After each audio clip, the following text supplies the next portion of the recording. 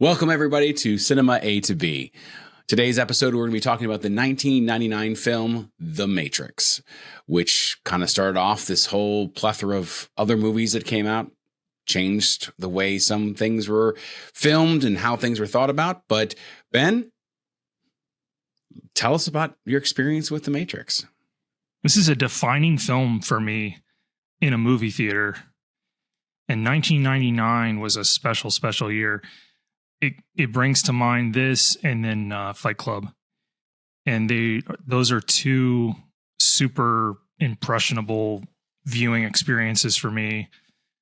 And eventually we will cover Fight Club on the pod. But today it's all about Keanu Reeves and the Wachowskis and changed cinema forever. This is the one, right? Like this is a once in a generation kind of movie. And unfortunately, the only reason it's maybe not remembered quite as well is because the sequels just aren't good. No. And I'm going to stop you there because one of my talking points is especially that is, so let's take a moment to think about how would this film be talked about today if Revolutions and Reloaded were not ever made, that this was a one and done film. And then they stopped and went on. Like, you kind of hit the nail, at least where I'm feeling that this would be continually talked about a whole lot more, that it's the sour taste of Reloaded and Revolutions. And not that they were terrible films, but that they just kind of tarnished The Matrix. You know, they kind of tarnished that everything that this movie was. They kind of just gave us a little too much more info, or wasn't done nearly as well, or was a little too convoluted, that it kind of made us not forget, but it's not brought up as the defining film that it is from 1999. Yeah, I don't know.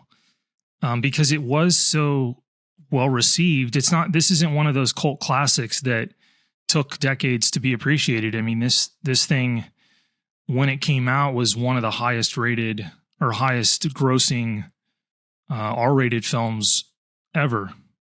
I don't know that it was number one, but it's probably top 5, I'm guessing. It made a lot of money, and I can only imagine how much more money it would have made if it would have been PG-13, which begs the question, when I go back and watch it, I'm not entirely sure, other than maybe some language, why it's rated R. Like it doesn't really make sense to me that it didn't get past the ratings board and get into PG-13 territory. Although it didn't matter, because the action producer, Joel Silver, is known for good R-rated action films. So I don't think they cared. But yeah, I don't know how much time we want to spend on like the what if this is a standalone, but it's certainly, I agree with you. I think it certainly would be more revered than it is. And it is revered. It's just the conversation inevitably goes to those sequels. And by and large, this film by itself, I'm not going to say it's a completely flawless film, but it's pretty close in my estimation. Like this definitely isn't one of those that does not go to your old adage that every movie needs to cut 15 minutes. Like this movie is tight, and like, I think it's well done, like super overproduced, and not in a bad way, but just the Wachowskis thought everything through, processed everything, planned for everything in this first one, which 2 and 3 really didn't have. And it's so apparent that it was just kind of not a rush job. I'm sure they had this idea, but it was definitely not this 15 revisions of the script, or they brought in people to do 600 storyboard boards for the shot selection to then sell it, because that's what they needed to do to get the first Matrix done. But then it became this success, and they're just like, we're just going to kind of wing it. And that's what 2 and 3 feel like to me. Like, we got an idea, here's the story, we're just going to kind of wing it in some ways. It's like the old adage that more is not necessarily equate better, because they were working with some limitations with the first Matrix. And yeah, it was meticulously planned and storyboarded, and it shows. It it's always felt like a more polished film than the subsequent films. And that can't be overstated.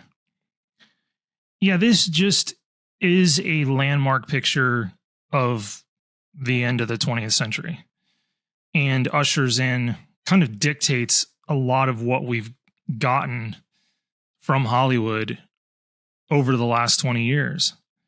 Everybody's kind of been chasing this thing, this blend of a compelling story narrative where you don't quite know where everything's going, crazy good visual effects bundled in this neat little package that tries to take the dial to 11.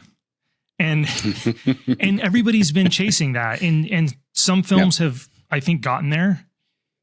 But most don't. Too many don't. And then obviously you see how hard it was to chase your own success with Reloaded and Revolution. So, but that's the last I'm going to speak about the sequels, because by itself, this is not just a landmark picture, but an endlessly entertaining rewatch. I'm going to say it still holds up because I literally just watched this today, like a couple hours ago. Hadn't seen it for probably like a couple years and sat down and just was like, I want to, kind of remember some things or kind of refresh some stuff. And I was enthralled just like it was.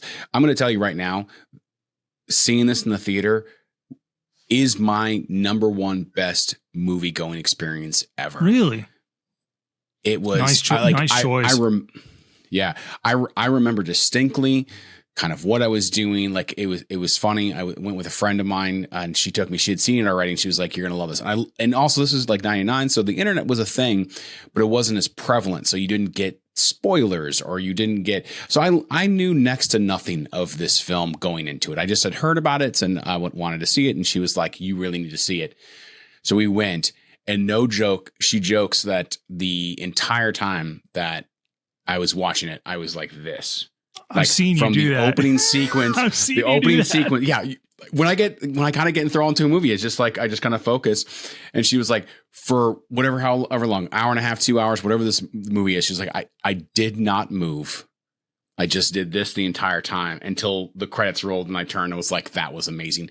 And I remember just being so pulled into it, just so kind of not on the edge of my seat, literally, but like figuratively on the edge of my seat the entire time, because I love the fact that this movie does not hold your hand at all. Like you go a good 30, 40 minutes before you get any kind of backstory or exposition of what actually is going on. You're just kind of like being pulled along as, why is Trinity walking along the walls? Or, why is Neo's mouth now being closed up? What the heck's going on? Like, what's this thing going to his belly button? Like you really have no idea anything going into this. And I feel like we kind of miss some of that nowadays with trailers that kind of spoil too much, or with all these, reviews that come out a couple of days before and people, learning all about the films, where it's like, I literally went in knowing nothing and just was grabbed by this story and just, so it goes on. I mean, it really was, I've got a lot of good movie going experiences, but this one I loved. It was a great theater. It was the one with like THX sound, I believe, that had just been put in. So the sound was amazing. The screen was great. And just everyone was quiet. Like it was just this nice, amazing experience. Yeah, it rates. It's not my favorite movie going experience ever, but it's certainly probably top 5, and it's a long list. So top 5 for me is fabulous. And what was cool about this was, it was March of 99 when it came out. And at least a year or two prior, George Lucas had made the big push to have cinemas across the country brought up to standard, especially their sound systems, for what would be released in a few months later, which was Episode 1, The Phantom Menace. And so The Matrix benefited from that, because when it came out, most theaters had their picture and sound.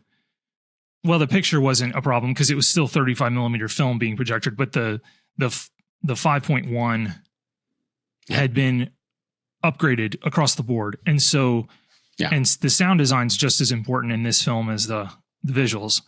In fact, the visuals are so epic because the sound design elevates it so much. But this was tremendous. This was another one I saw with my dad. I mean, we saw a prolific number of films from probably 96 to 2000 till when I left for college. Like, we just packed them in. So that window of cinema is really special for me. And this is one of the best. You know, I think I've mentioned that this, Fight Club, Gladiator, Saving Private Ryan, you know, films like that were seminal moments for me. You know, I was 15, 16, all the way up to, 18 years old. And this is another one where I just was convinced, movies are always going to be this good. And, and, it kind of ebbs and flows. I think cinema's kind of in this place of what feels like decline right now, but it will right itself. It will. We'll get out of this Marvel glut, and Hollywood's going to be forced to make kind of more considerate, good movies again. And there'll just be lesser, fewer of them. But yeah, this is a really special time because this is peak 35 millimeter film. I mean, this is an effects heavy picture, but it's got the benefit of being shot on 35. And it has that look. It has that distinct look. And I could bloviate forever about what makes this work.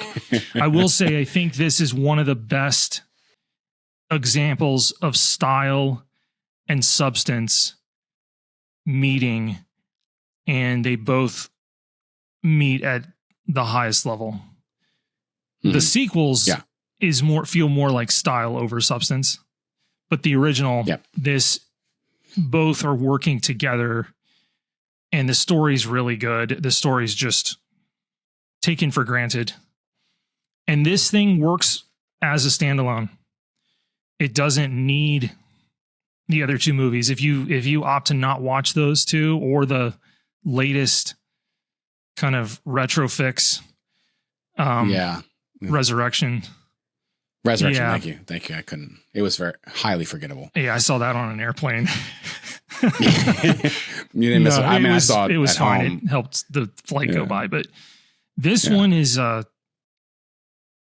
belongs on best of lists. I made a quick list I was watching of like moments, like cinematic moments that I saw that just made me stop and go, that's a gorgeous shot. Like, I mean, talking about like in the opening sequence, which is first off an amazing opening sequence of them, like the whole Trinity talking with Cypher, and then fighting the cops or whatever, but she's got like her hand over her head because of the cops. But then the shot is just half of her face and then looking in that little like triangle in between her arm and her head or whatever, and the cop coming up to like do it. Like you don't get that without planning ahead. That's not a like on the moment like, ooh, let's shoot this. This looks cool. Like they did that. Like, I mean, the shooting Neo getting arrested by the agents, and then seeing that coming out of the building from the motorcycle side view mirror of Trinity, of taking the pills. You see Neo taking the pills through the sunglasses of Morpheus. I mean, all these just kind of amazing shots that are very artistic, and like, and any other movie, I'd just be like, you really just set that up because you want to do that shot, where it just actually in the Matrix, it is done with so much thought that it's not, hey, let's just do it this way because it looks cool, but let's do it this way because it actually adds some stuff. Like, it also gives a little bit more meaning, especially like with the Morpheus. You're looking into his eyes, but you're actually seeing the reflection of what's happening of like the two pills and his choice. So it's some of these things that is just done so well thought out. Again, this is a movie, a labor of love that has so much effort put into it. But I also got to say, kind of starting from the beginning as well, it's one of the few movies that I remember actually changed the Warner Brothers logo at the beginning. I don't think it's the first, but it's definitely one of the first that I remember actually doing. It was super memorable. Yeah, I don't. Yeah. You're right. It may not have been the first, but it feels like it was the first big picture to do that which has now just become completely commonplace. I mean, everybody does it, and every studio does it. Paramount tweaks their logo for the movie, so it is close to a perfect film. I don't even know where I would pick anything particularly apart. The acting's done very well. I mean, even Keanu, who I think I really enjoy, but I don't think he has a lot of range. Like he's great in a few films, but then when you put him in something with other really great actors, like, he did Shakespeare's, not Midsummer, but he did another Shakespeare. The name escapes me at the moment, but he's with like Denzel Washington, all these other really fantastic actors, and he's trying to do Shakespeare, and he looks like a dead person just reciting lines, and it's terrible. He's like the worst part about it, but and here it works, and here I can't see anybody else but him in this. And I don't think he's a bad actor. I just don't think he's got the range that many actors do. He only gets himself in trouble when he attempts to go outside of his range, and then it just kind of falls flat. He doesn't do that. In fact, he doesn't do that in any of the Matrix films. And he doesn't even do it now in much of anything that he's in. Like, he doesn't do it in the Wick pictures. And so it also helps that he's surrounded by really high level actors, namely Fishburne and Hugo Weaving. The individual I just don't think gets enough credit is Carrie-Anne Moss. It kind of makes me sad, because outside of like these films and then Memento, and then they tried to put her in there was a Mars picture with Val Kilmer and Tom Sizemore. So it's like the studios kind of tried to give her a shot, but they pigeonholed her in the whole action thing. I mean, I think they thought of her as like another Sigourney Weaver, and they just nobody really wrote a bunch of material for her following the Matrix trilogy, and which I thought was disappointing, because I always liked her. And if I had to give a reason to watch Matrix Resurrections, it's because she's in it and she's really good. She is. Yeah, and so I give her a lot of credit. The whole romantic element of this film works because of her. She's kind of a forerunner for this tough femme fatale in a lot of these comic book films. It really goes back to Trinity. The only thing that predates her is Sigourney Weaver's Ripley in the Alien franchise. So she's kind of a archetype for a lot of what you see Marvel trying to do, which doesn't always work. And they do paint her as a full character too. It's not like she's just here as Neo's romantic sidekick or whatever. Like she's a complete and utter amazing character in the beginning parts of the film. So she does get sidelined a little bit, but obviously this is that kind of hero's journey story. It's kind of like Star Wars, that basic story of someone who finds out they have some type of powers and then gets taught and moved on, and then they fight the bad guy. Like a very classic story. Like you could take the Matrix story, put it in any kind of genre. It doesn't have to be this, which I think is also one of the reasons why it resonates so well, and also why it is so good, because it is a story that works without its scenery and things. And so that scenery just adds a layer to it and isn't the purpose of it. So, and it does matter for plot, the whole setup. You talk about the reveal in Fight Club. You talk about the twist ending of something like The Sixth Sense, which also ironically enough came out in 1999. This is one of the better twists I've ever seen, certainly in a movie theater. And everybody's mouth was on the floor. Everybody's kind of looking around when it's like, oh, okay, this explains a lot.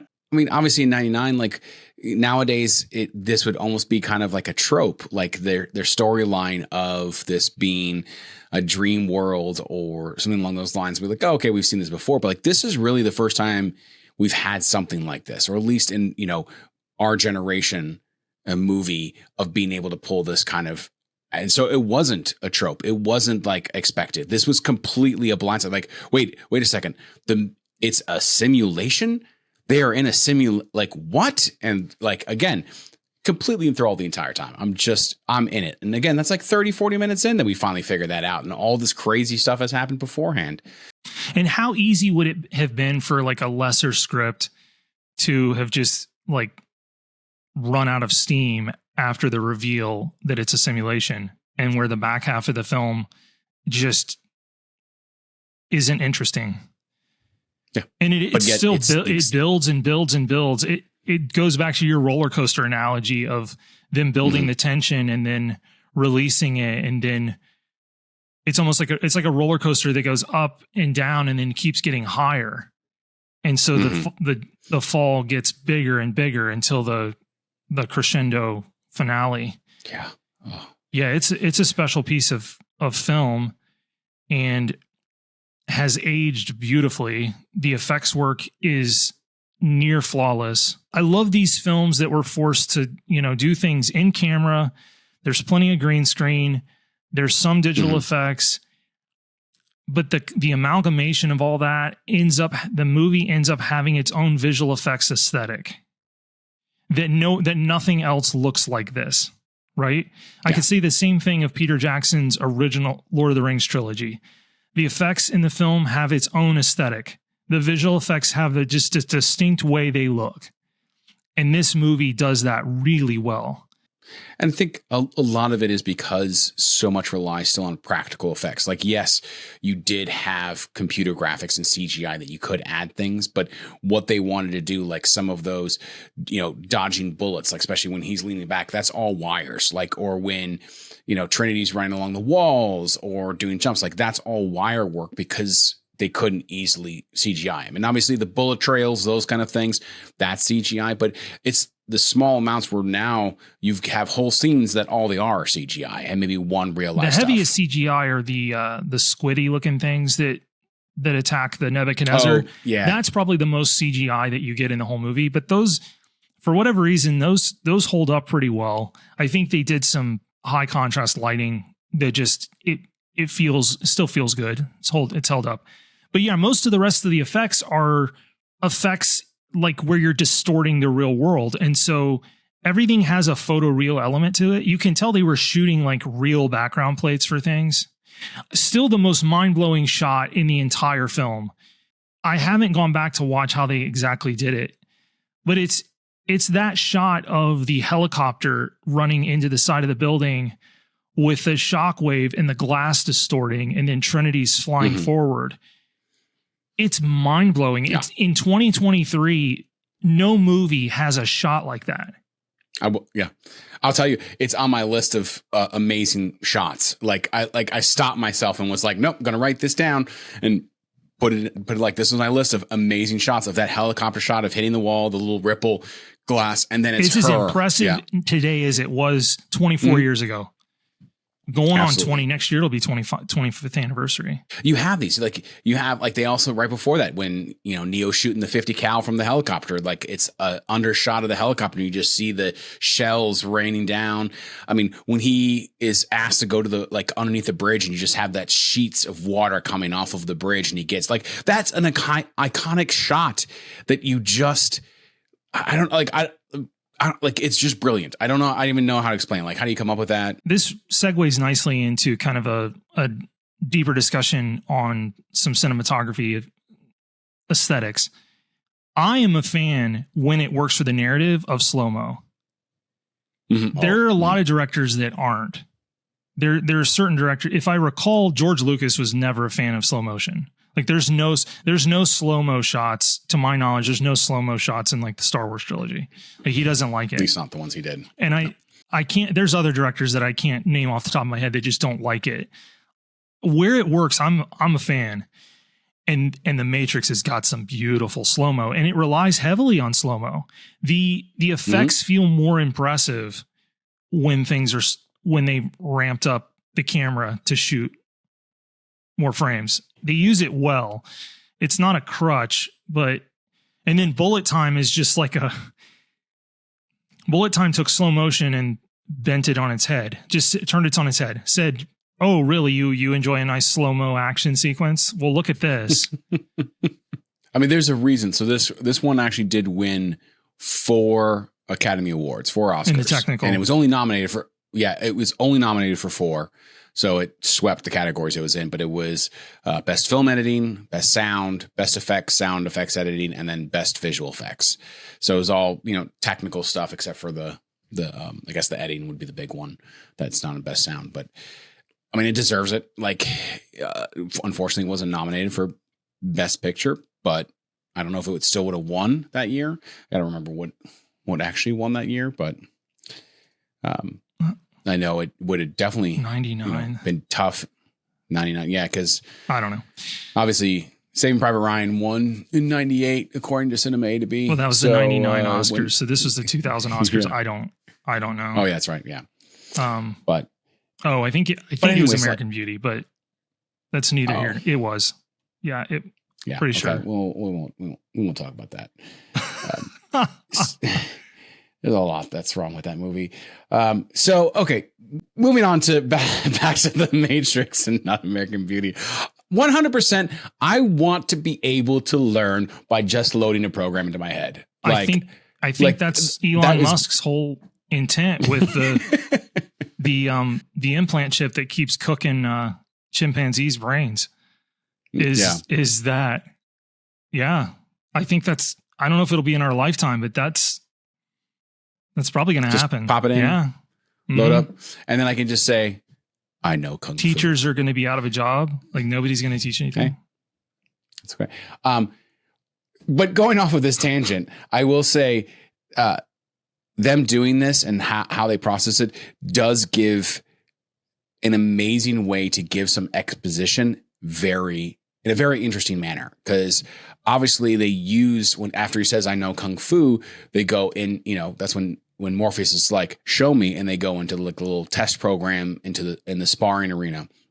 And they use that time in a visual, interesting, action-oriented way to discuss the boundaries of the Matrix. So like it's all exposition on kind of building the world that you don't know. They even show you like what the real world looks like after the fall of enslavement of humanity. And that's when he really freaks out and like pukes and yeah, you're right. They don't just sit there and have Morpheus in a chair just strictly talking. And he starts out that way, and then they cut and show me, don't tell me. Yeah, it is. It's masterful. And it's great because they do that white room, that kind of I forget what it's called. I just literally watched it. I don't remember, but like the construct or whatever, the construct, and there's no sound. Like if you watch it, there's no ambient sound, there's no music, and it's just them two talking, and then just more things populate as Morpheus kind of thinks it. So the chairs and the TV, and then they go into the TV into the real world, and then they're there in the real world. And so it is giving exposition, but again, doing it in a way that is visually interesting and brings the audience along on a story, as opposed to, like you said, just Morpheus talking. And that's kind of what this sparring match does, because they talks about, is that air you're breathing? Am I fashioning you based on any of my muscles in this place? And also it's really, really cool. And I love every time I watch it, I love the Morpheus foot move. Like he kind of does like the shuffle back and forth, and then he does like the two things. I love the foot move. Like whenever I'm like pretend fighting, I'm doing the Morpheus shuffle. Like that's what I later in the movie when Keanu does his thing, and then kind of I want to know how much baby powder they had to put on him to get the dust to like move when he shakes. But yeah, the foot shuffles could. And Fishburne and Reeves had a real commitment to the craft of learning that fight choreography. Yeah. It's really good, and they trained for a long time, like 4 or 5 months, I think. And actually, turns out. So I was reading some stuff about it and didn't know, but turns out that Reeves actually had a leg issue or something. Like he had hurt something or sprained something or broke something. And so like he couldn't do a lot of kicks or a lot of leg movement. So when he was doing training, the Kung Fu master actually just kind of focused on punches and like flips and those kind of things. And so if you watch the movie, he actually does very few kicks. It's all like handwork and punches. But I mean, but again, it goes to show, like in the sparring scene and all the other different scenes, them spending that much time doing like 8, 9, 10-hour a day trainings with this Kung Fu master really paid off, because the fight scenes are absolutely amazing. Like none of this, at this point, Bourne Supremacy hadn't come out. So Paul Greengrass hadn't ruined action films. And so it's not a lot of jump cuts. It's a lot of just actually the two actors in frame fighting, and you're seeing everything. Yes. Man, I miss that. Well, I mean, they kind of brought it back with ironically enough, another Reeves vehicle with Wick. The camera's further back. Yeah. That's what I've always liked. That's what Bruce Lee insisted on for his films, was a camera that was placed further back for fighting sequences, so that you could actually see the choreography with really minimal editing. But to do that requires your actors to be more highly trained. Well trained. Mm-hmm. And know what the choreography is of the fight. And you're willing to take multiple retakes, and your actors are willing to take It's certainly more work. If you want a real quick and dirty fight, you shoot the hyper close up and just make the audience nauseous and they somehow had a fight. And then someone won, and now it's boring. No, it's it's trash when they do that. It's late. I think that's really lazy filmmaking. Personally, not a fan. No, I was going to say, this is another one. I'll speak briefly to this, but this is another one we just did an episode a couple weeks back on, at this point, I think on Saving Private Ryan. This is another one where the VHS and the DVD made the green tint of the Matrix like way more green than it was. And now you can go back on Blu-ray and realize, it's subtly there, but it's not overwhelming like it was on DVD. DVD, it's like, it looks like it's black and white with green for a lot of scenes. Yeah. Well, and so they did specifically do green for the Matrix, and then they did blue for the real world, kind of undertint, even though technically speaking, blue is the least common color in actual real world sense. Like if you look out in nature outside the sky, like blue is very rarely available, but that's Hollywood. Yeah. No, it's a beautiful film. It brings back that whole noir. Do you see? That was my complaint, was for the sequels when they would go back into the Matrix. Like by that point, the budget had ballooned and the studio had gotten their fingers in there and said, you're going to do like car deals with Dodge or Chrysler or whatever. And so the vehicles were like recognizable. You go to the original, and then it's that old, I believe it's an old Lincoln Continental. But it fits that the agents are in. Yeah. But it's a really neat looking car and fits the whole noir vibe. And you lose that in the sequels. Like the whole styling of the Matrix in the original is just more visually interesting than any of the sequels were. And in the other challenge with the sequels is, and I know I'm going back on what I said earlier, but the other issue, the other strength is how much of this movie takes place inside the Matrix, which is about like 90% of it.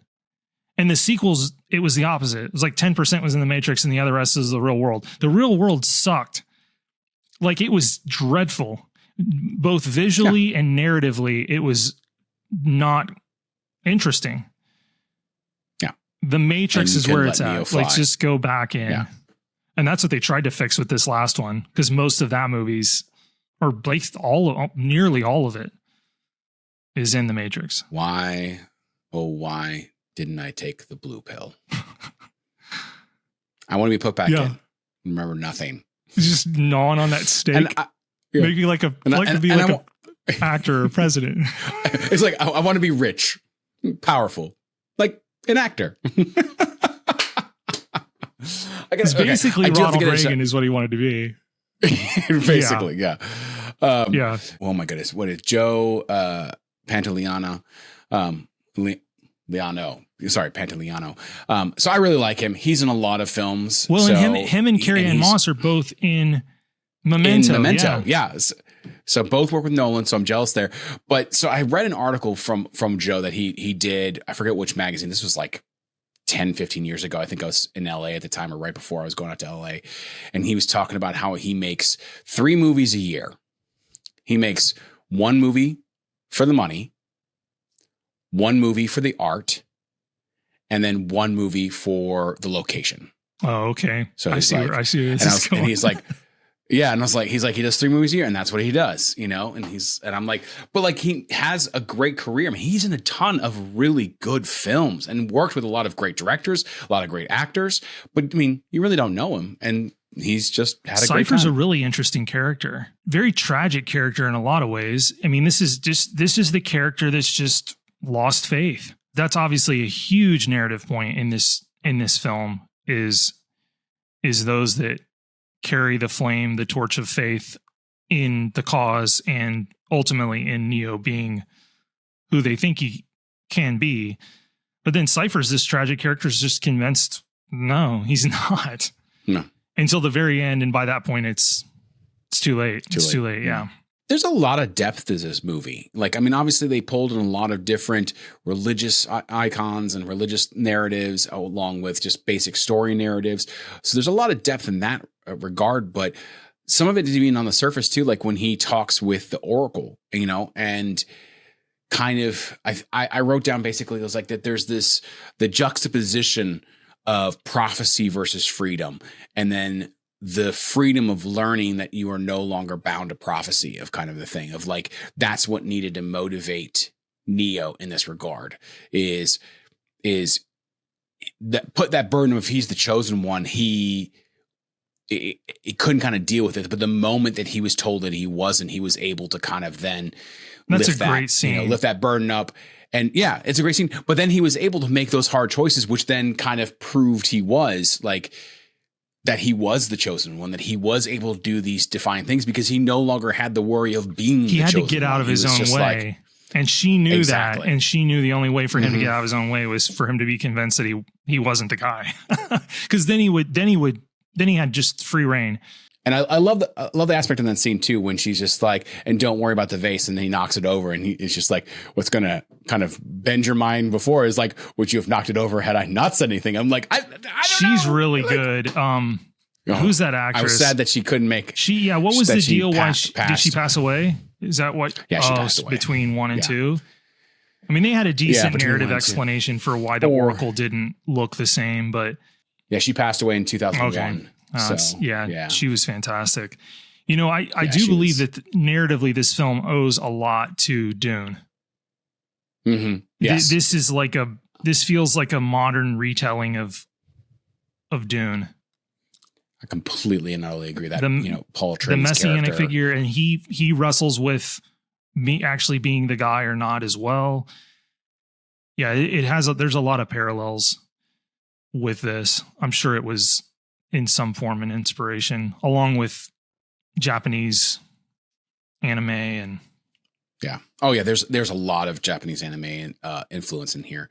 But we just need a quick silent moment in regards to Dune Part 2 not coming out in 2024. All right, moving on. You mean not coming out this year? This year. Yeah, I'm sorry. Yeah, coming out in 2024. Coming out in 2024. Not in March of 24, they pushed it. I don't know why they did that. Oh, it would have cleaned up between now and the end of the year. Yeah. Whatever. Okay. Whatever. But going on, this movie is not all just great visuals and great sound and those kind of things. It has some great lines. I'm going to say it too. The dialogue is not bad at all. There's a lot of good moments that I love. Like when Agent Smith's talking with Morpheus, he's like, it's the smell. Like, it just every time. I love it. I enjoyed this movie, and I love Hugo Weaving as Agent Smith, but this was a movie that really kind of messed with me when they decided to cast him in Lord of the Rings. Yes, because it was only a couple years later. I couldn't get it. I still can't get it out of my head watching Lord of the Rings. Just like I was there, Gandalf. Yeah. 10,000 years in the ago. Matrix. In the Matrix. Well, and so like I remember reading back then, like, and I can't find it now, but I remember that Hugo Weaving couldn't talk with an American accent really well. And so that's where that cadence comes from, was because it's the only way, that slow plotting, that he could get a more neutral sounding voice out of it. But yet I think it works so well because it's almost robotic. It's almost it because it feels so forced. It does feel like an AI generated voice. And so, yeah, it's great. I mean, just other lines of like, you know, what it's really easy for people to do that impression too. Like pretty much anybody can do. Oh yeah. Mr. Anderson. Yeah. Listen, we've had our eye on you for some time now. Kind of like was very distracting initially with in Fellowship, in Fellowship especially. And luckily he's not in it that much, and so that you were able to kind of move on. But yeah, when he first kind of shows up, and you're just kind of like, all right, everybody, watch out. He's gonna kind of take over someone else's body here pretty quickly. Yeah. Yeah. No, you're right. There are good lines. I love the beginning. I think we can handle one little girl. No. Your men are already no, Sergeant. Dead. Dead. I do kind of love the fact narratively that the decision to be successful basically just involves killing a bunch of innocent people. Like, they're like, oh, well, no one's ever done anything like this before. It's like, well, yeah, the loss of life is going to be significant. Yeah. That through the roof. It is. It's kind of like, oh, okay. Yeah. If we just don't worry about who the agents inhabit. And speaking of loss of life, the lobby scene. Got to talk about the lobby scene because the lobby. We'll have to wrap up on the lobby scene then, because we have to. We're getting a little long, but so the lobby scene needs to be talked about because I'm going to tell you, next to the opening sequence of Saving Private Ryan, this was probably the next most watched, to show 5.1 surround sound at the time. Like, I mean, still to this day, it's a great scene. It's probably my one, like in my top 5 action sequences, if not my second behind Heat's city battle, bank battle. So I just love the scene. It's great. Really thought out. This is going to like kind of what you're talking about, the slow-mo, where it really kind of shows its strength and makes it just that much better. The set comes apart really well with all the squibs blowing away portions of the wall, all that concrete coming off. And so there's really nice texture in that action sequence that really like drives home the caliber bullet they're shooting at each other. And then the sound design is just epic, absolutely epic. And now isn't that scene that kind of culminates, or at least part of it, where that elevator door like blows and the fire and the flames are like in slow-mo? Yes. Yeah, that's tremendous stuff. That's them. Like, so they've gone through the lobby, they get into the elevator, and then they get it kind of halfway up, and he's got blow a bomb, the bomb, and then yeah. So it's just it's so, again, much like the entirety of this movie, I keep saying, it's so well thought out, so well done, and the use of practical effects or the use of doing stuff in camera as much as possible helps this movie so well. Because again, just watch it. Yes, I have some nostalgia, and yes, I love this movie, but it still held up. It still enthralled me. It still looked great. And I can't say that with a lot of stuff that came out in the early 2000s that use a lot of CGI. So it behooves people to use practical effects in addition to CGI. Like, have CGI enhance what you're already doing in camera instead of being the main focus. Oh, but okay. I guess last thoughts. We've been here for a while now, and there's more to talk about. But any last remaining thing that you want to say about The Matrix? I think in another, say, 10 to 15 years, let's go with 15 years, it will help things, because I think the memory of the sequels will be further faded into the background. Mm-hmm. And this first entry will stand brighter. Because in my estimation, if the effects work is still looking really, really, really good in 2023, for a film made in 99, then there's really no reason that it shouldn't continue to look impressive, decades from now. I think our concerns about how it was impacted by its sequels will eventually not matter. Go away. Yeah. Because I think those movies will be forgotten. I think they're already starting to get forgotten. I still see people with best of lists that have The Matrix on it. I've never seen anybody put Reloaded or Revolutions on there. So no, not at all. Not at all. I'm only going to say there's no better film to end with a Rage Against the Machine song than The Matrix. Yeah. And the rest of the score, an excellent choice.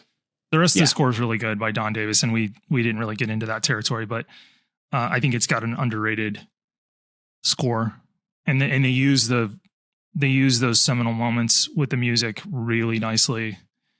When she kisses him, that whole thing. He is the one, and the score builds those. And I've talked about it. Those are the moments that I love in cinema, where the score really delivers a big emotionally charged moment, and everything comes into play. The visuals, the score, because what you're watching is like multiple art forms all running in concert. That's why I think cinema is the greatest art form on the planet. Mm-hmm.